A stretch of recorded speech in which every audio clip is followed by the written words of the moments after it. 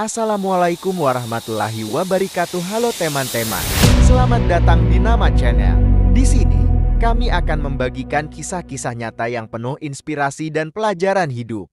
Jangan lupa untuk notifikasi cerita. Di suatu desa kecil hiduplah seorang nenek penjahit yang kaya. Meskipun sudah tua, ia tetap semangat menjahit pakaian para pelanggannya. Setiap hari, nenek ini duduk di depan mesin jahitnya dengan senyum hangat di wajahnya, dikelilingi oleh kain-kain berwarna-warni dan alat-alat jahit. Suatu hari, seorang warga desa bernama Ibu Siti datang ke rumah sang nenek untuk menjahitkan pakaiannya. Ibu Siti, selamat pagi, Nek. Saya ingin menjahitkan baju ini. Berapa biayanya? Nenek, selamat pagi, Bu Siti.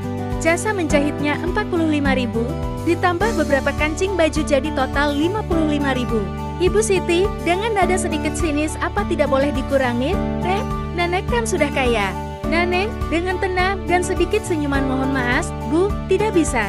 Harga tersebut sudah pas. Ibu Siti pulang dengan hati jangkal dan mulai menyebarkan gosip tentang sang nenek. Warga desa yang mendengar gosip tersebut ikut merasa jangkal dan bahkan beberapa sampai mengumpat sang nenek. Sejak saat itu, jahitan nenek pun semakin sepi karena dibenci warga desa.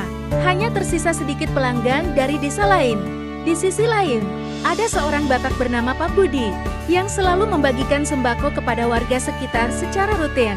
Suatu hari, sembako yang rutin dibagikan tiba-tiba berhenti. Salah seorang warga, Pak Ahmad, menanyakan hal itu kepada Pak Budi.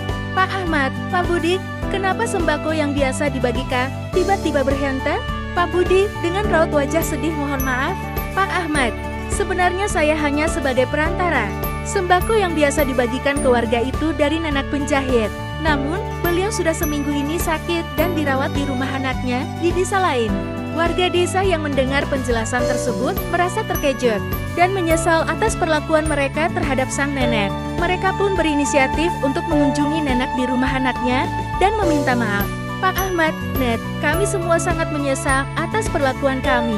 Kami tidak tahu bahwa nenek yang selama ini membantu kami. Nenek dengan senyum lemah, tidak apa-apa. Nah, yang penting kalian semua sehat dan bahagia. Sejak saat itu, warga desa mulai menghargai dan menghormati sang nenek. Mereka juga belajar untuk tidak mudah menilai seseorang hanya dari luarnya saja. Demikian sepenggal kisah inspiratif dan motivasi. Apa pelajaran yang bisa diambil dari kisah tersebut? Jangan melihat seseorang hanya dari yang terlihat oleh mata, karena kita akan sering salah sangka. Tetaplah berprasangka baik kepada orang lain, karena setiap orang pasti punya cerita masing-masing. Terima kasih sudah menonton. Jika kalian menikmati cerita ini, jangan lupa untuk like, komen, dan subscribe. Sampai jumpa di video berikutnya dengan kisah-kisah nyata lainnya yang tak kalah menarik. Tetap semangat dan teruslah terinspirasi.